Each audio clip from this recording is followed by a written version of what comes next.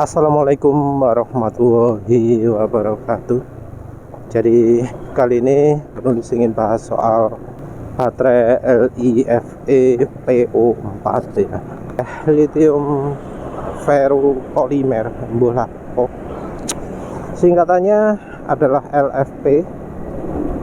Jadi baterai ini merupakan pengembangan terbaru dari baterai lithium. Ya tentu saja baterai tipe baru enggak cuma itu saja, tapi ya selain dari yang tipe lithium, kapasitasnya terutama ya, antara berat versus energinya, kapasitasnya, berat versus kapasitas atau volume versus kapasitas. Kalau untuk kendaraan listrik sekarang yang terutama adalah berat ya, berat versus kapasitas yang paling dipentingkan, karena ya berat itu jadi salah satu faktor yang membebani dari kapasitas baterai. Jadi ketika pakai bensin, berat bensin itu nggak terlalu signifikan ya, nggak dianggap sebagai sesuatu yang memberatkan, kecuali untuk kebutuhan misalnya balapan. Jadi kalau untuk balapan memang yang bensinnya full dengan yang nggak full itu bakal beda performanya. Tapi kalau untuk harian nggak begitu. Nah untuk kendaraan listrik lebih sensitif lagi, karena berat dari baterai itu sangat mempengaruhi performa kendaraan, terutama untuk mobil, karena mobil itu biasanya jarak jangkaunya butuh ratusan kilometer ya. Jadi biasanya dibuat minimum 300 gitu ya. Jadi kebanyakan menyediakan 500 atau lebih. Sementara kalau untuk sepeda motor, ringnya jauh lebih pendek.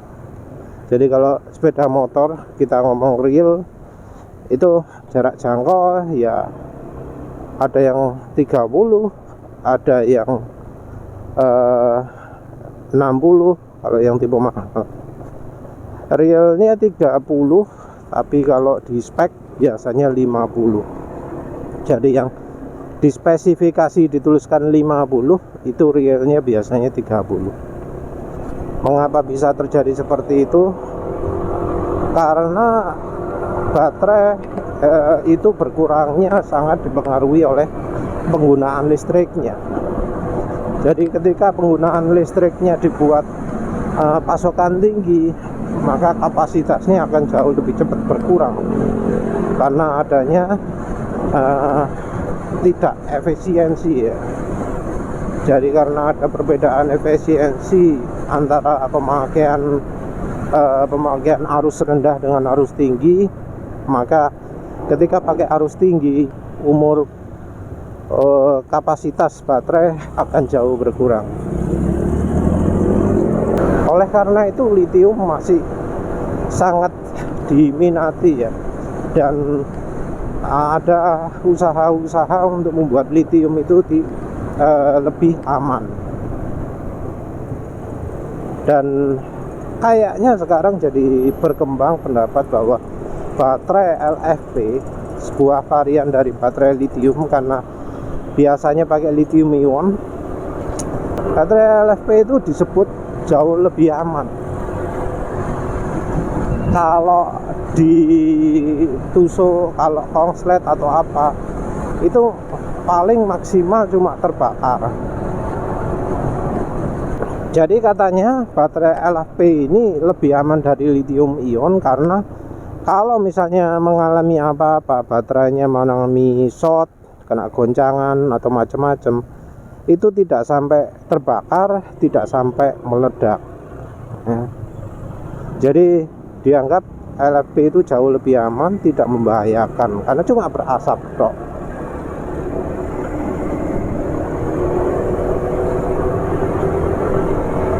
Ya tentu ya, sebelum kita eh, membahas soal terbakar ini. Yang namanya nge-shot itu merupakan apa ya, sesuatu yang jadi bawaan dari barang elektronik yang bisa meleleh, bisa rusak. Jangankan baterai, dari misalnya lampu LCD saja itu kalau pas mengalami panas itu dia bisa mengalami short juga, yang kadang efeknya adalah jadi jeglek, langsung ngetrip listriknya.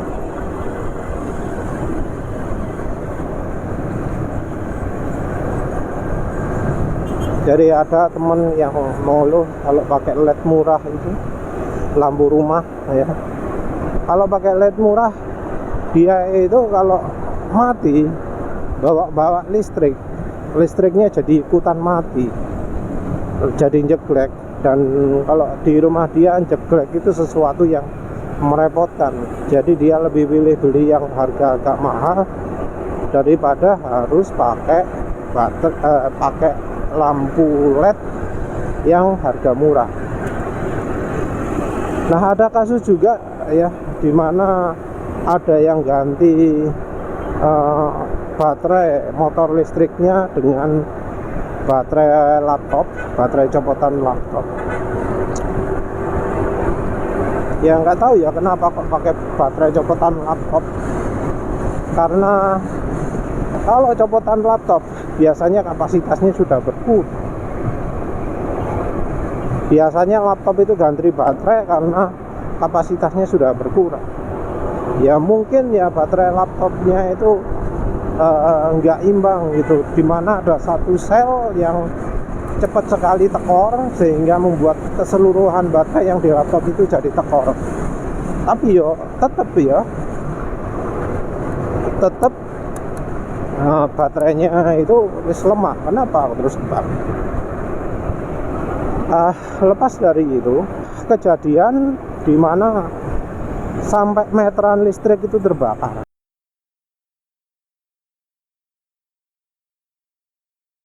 Jadi motor listriknya kebakar, ada motor bensin sebelahnya juga ikut kebakar, meterannya juga terbakar.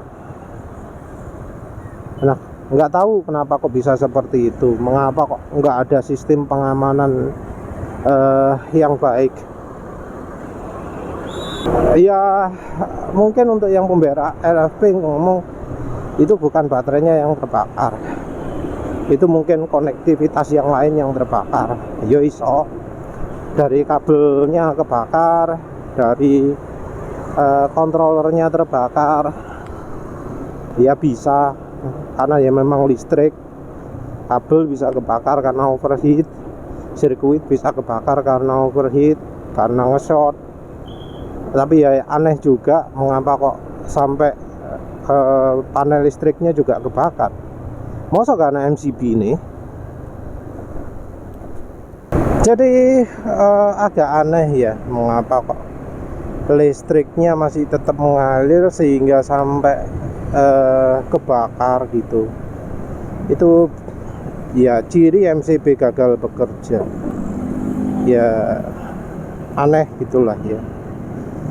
Soalnya apa? Kalau MCB ini nggak bekerja, itu listrik rumahnya itu bisa pakai watt gede misalnya ya, nggak jeglek. Aneh ya, karena MCB itu kan sensitif. MCB 2 ampere ya artinya kalau listriknya lebih dari 2 ampere langsung jeglek. Orang masang listrik 1300 watt, listriknya kemudian nggak cukup ya jeglek. Apalagi kalau sampai arusnya berlebihan karena nge-short, nah itu kok sampai kebakar juga. Ya wis, lepas dari itu ya itu menunjukkan bahwa baterai LFP juga tidak lepas dari kelemahan baterai yang lain. Jadi kalau ada satu sel saja yang rusak, ya ini tentu asumsi satu sel ini. Kalau ada sel yang rusak, ya secara keseluruhan bisa merusak yang lain. Dan ya yang namanya baterai kan nggak kelihatan toh ya, apakah baterai itu dalamannya mulai rusak atau enggak. Yang bisa dites itu kan kapasitasnya apakah berkurang atau tidak. Sementara kondisi misalnya isolatornya, misalnya seal pembatas antara kutub positif dan negatifnya itu kan ya nggak bisa diperiksa. Bisa saja dinding pembatasnya itu sudah lemah, tapi ya apa cara ngetesnya kan taunya kalau misalnya bisa dilihat, tapi ini kan nggak bisa dilihat.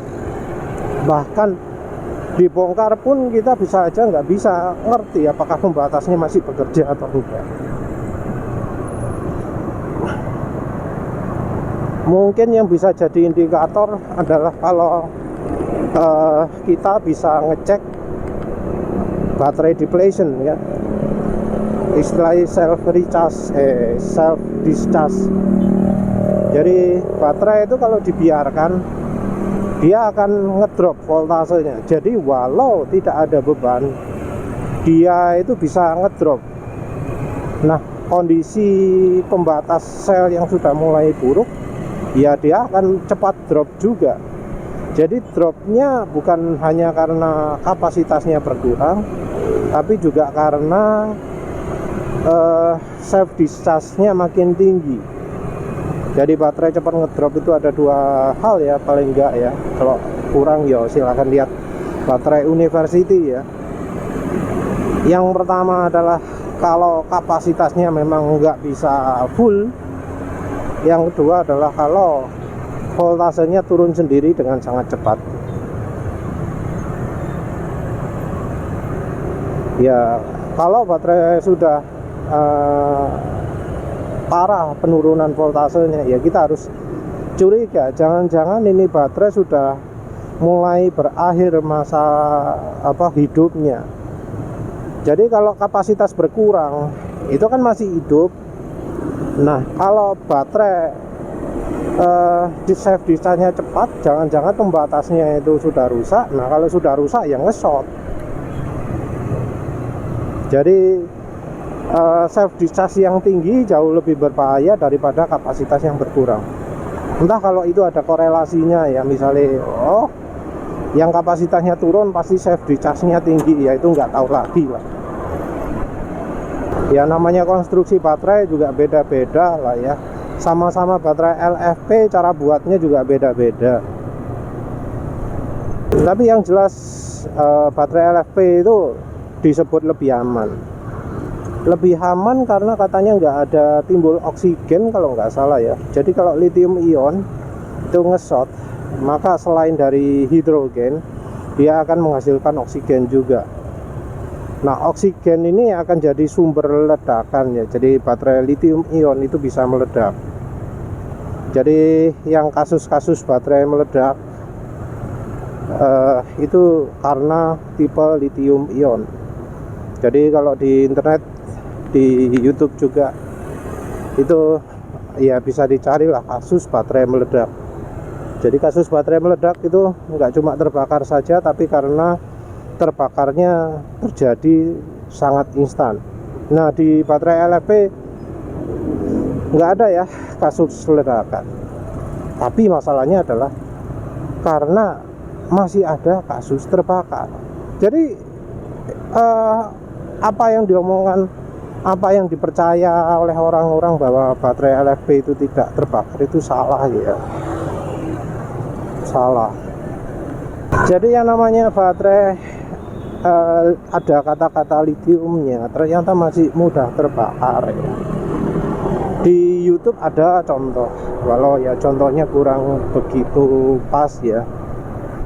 Ketika baterainya ditusuk pertama kali tidak keluar api, jadi cuma berasap. Tapi ketika ditusuk kedua kali jadi muncul api.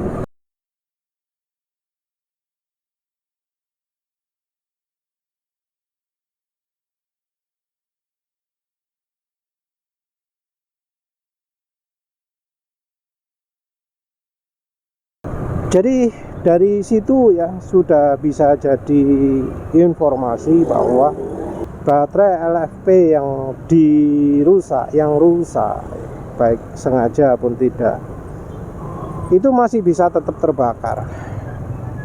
Sampai butuh 2 kali ditusuk, ya itu indikasi bahwa setelah nge-short pertama jadi timbul sesuatu yang bisa terbakar. Dan ketika ditusuk kedua bisa saja terjadi bunga api ya, yang kemudian mematik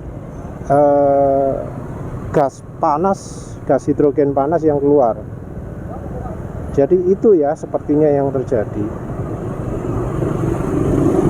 Nah, selain itu ya, yang namanya baterai nge-short itu ternyata juga menghasilkan panas luar biasa. Jadi muncul asap itu merupakan tanda bahwa sedang terjadi proses meltdown.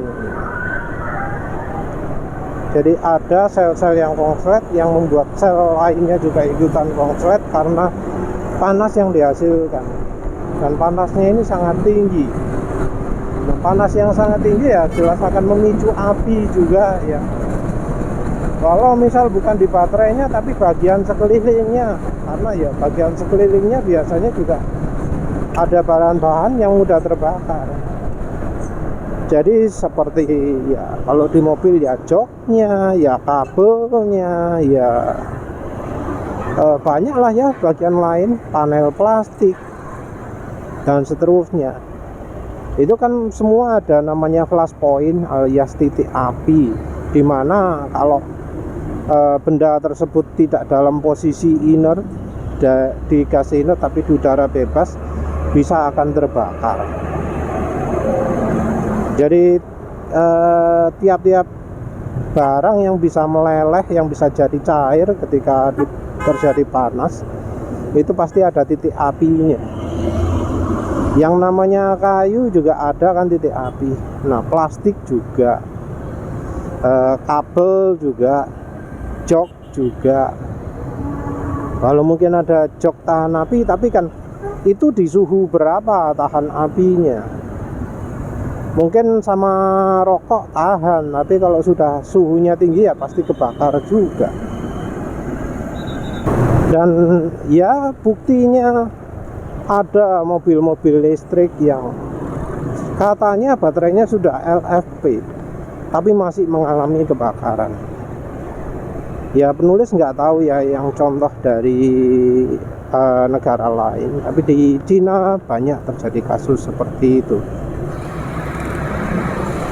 Ya penulis bakal menggali lagi lah ya informasi-informasi soal mobil listrik yang kebakar, karena ya itu kan harusnya LFP tapi kok kebakar. Ada contoh misalnya dari mobil Xiaomi SU7.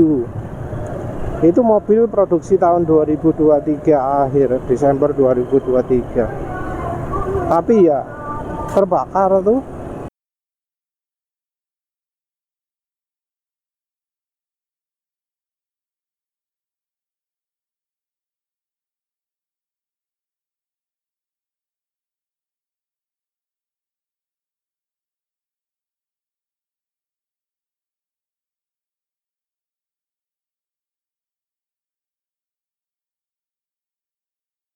Padahal pakai LFP. Rasanya juga ada contoh-contoh mobil listrik lain ya yang terbakar. Cuma sayangnya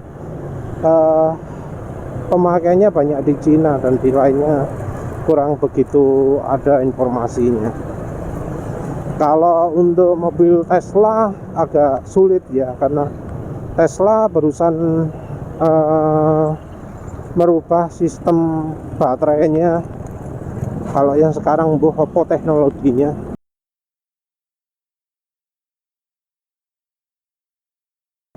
sulit untuk cari berita soal terbakar atau tidak, karena ya bisa saja mobil Teslanya itu baterainya pakai versi lama.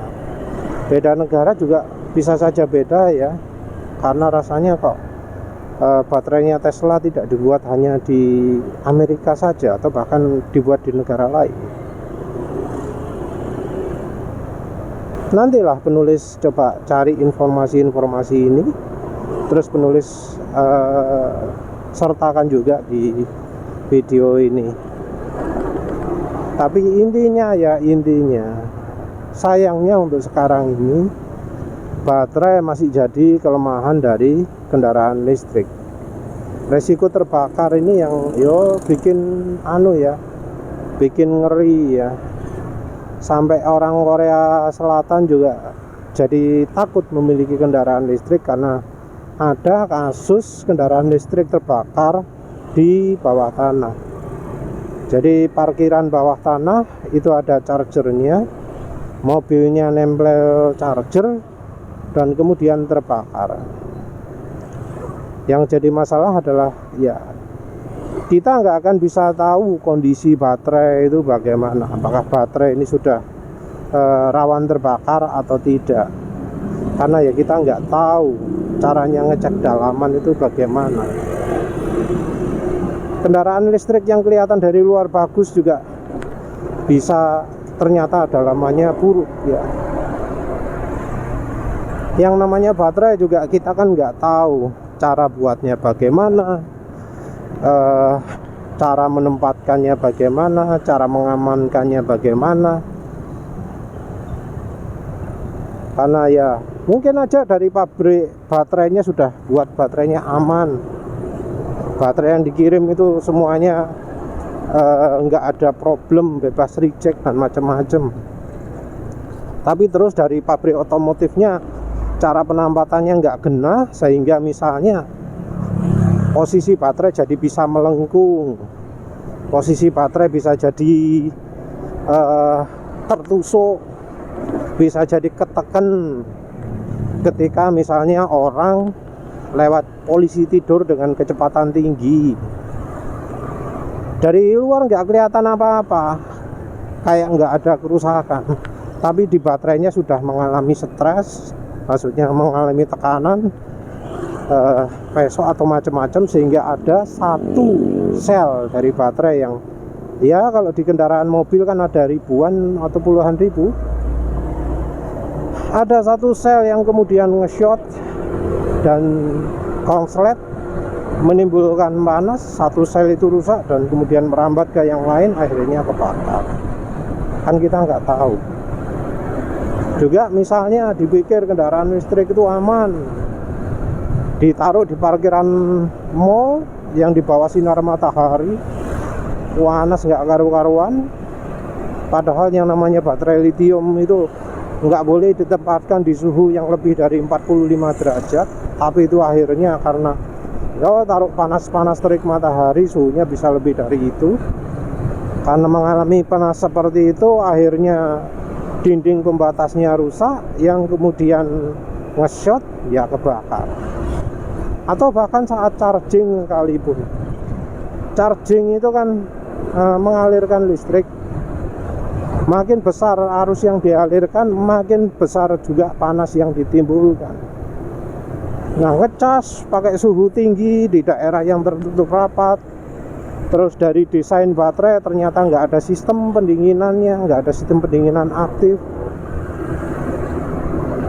Jadi sistem pendinginannya nggak ada sama sekali.